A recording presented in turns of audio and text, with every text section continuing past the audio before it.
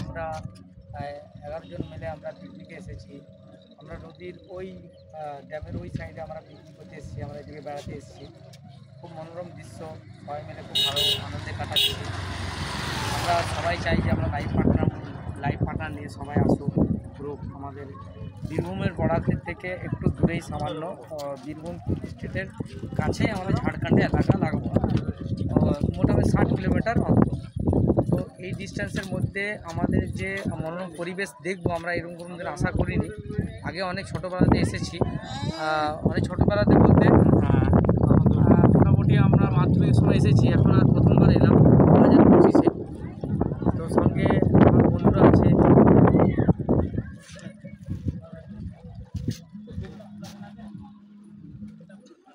খুব ভালো লাগছে দৃশ্যটা, চারিদিকে আমার বন্ধু ক্যামেরা করছে, চারিদিকে দৃশ্যটা তুলে দেখালো আপনাদেরকে।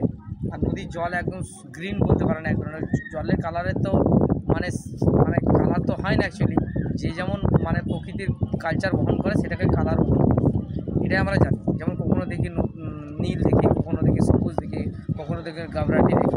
যাই হোক, এই দৃশ্যটা দেখাও একবার লাগছে।